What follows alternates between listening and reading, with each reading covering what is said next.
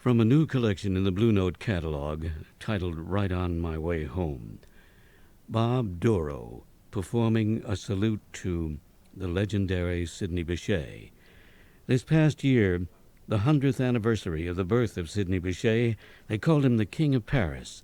And someone by the name of Don Nelson wrote this theme, music, words, and I found the interpreter of it, Bob Dorough, somewhere on the East Coast.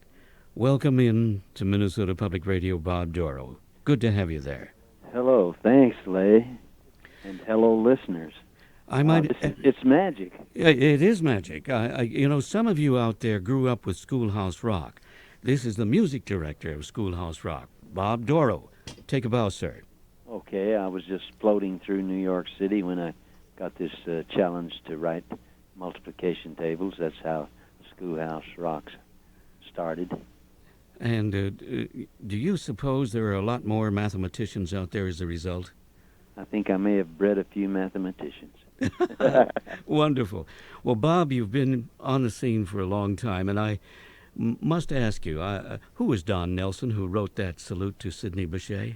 Well, in the first place, he's one of my best pals, and he lives in Hollywood. And in the second place, he's Ozzie Nelson's brother. And he started his career in Tenafly, New Jersey, playing saxophone in Ozzie's band, and later on became the screenwriter for Ozzie and Harriet, in the Ozzie and Harriet show.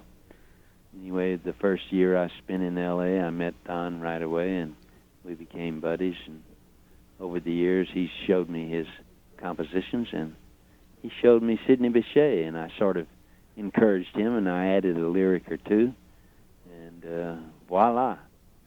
And voila, you produced a Joe Lovano to sort of sit in memory of Sidney Bechet. I told Joe to listen to Sidney before he came to the gig. Did he? Job. Did he do that? I hope he did. He did.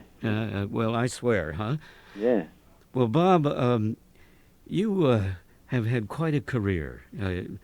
That responsibility in creating music for Schoolhouse Rock has launched a whole stream of students who can probably work with numbers better than they ever did. How did you get involved with Schoolhouse Rock? It was strictly an accident of time and place, but the executive producer, one of the executive producers had a knowledge of jazz and hung out at the Hickory House where he met my partner and friend Ben Tucker.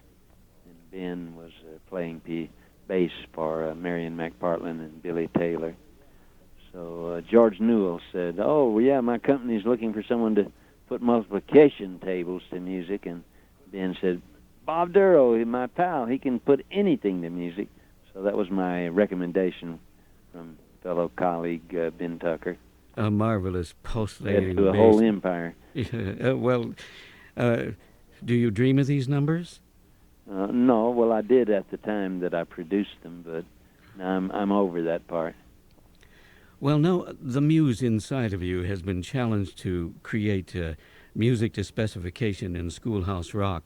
But when you want to really let down and do something like Up Jumped a Bird, how does that muse work for you? Oh, that was strictly a kind of a commission. I knew I wanted to write a new song for the Charlie Parker Festival that they held in Rome. They called it 30 Years Later. 30 anni dopo. That's Italiano, man. Ciao. So, there I was in Rome, and I had 3 days before our little concert that Bill Tackus and I played, and so I was dodging the traffic all along the streets of Rome. Oh, that's daring. Fashioning the words in my head, yeah. It was a matter of deadline. I had to have it done in 3 days, and we performed it on our set. Although I wasn't very good, I kept practicing the number until I could record it for Blue Note. Up Jumped a Bird.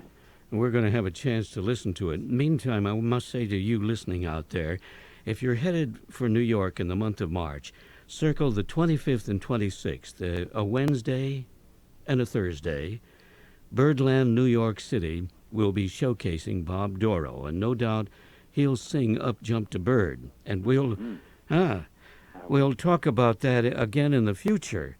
Bob, it's wonderful of you to take time, and I know you're busy. And it's through the years, you and I met under the palm, uptown in Harlem, a long time ago. Wow, that is a long time ago. In the days of Red Clyde and Creed Taylor and the launch of Bethlehem Records. And then, somehow on the West Coast in Hollywood. Where was it? The Vine Street Bar and Grill. Absolutely. It is good to touch base again. Thanks very much for taking pleasure time. Indeed, it was so nice to run into you.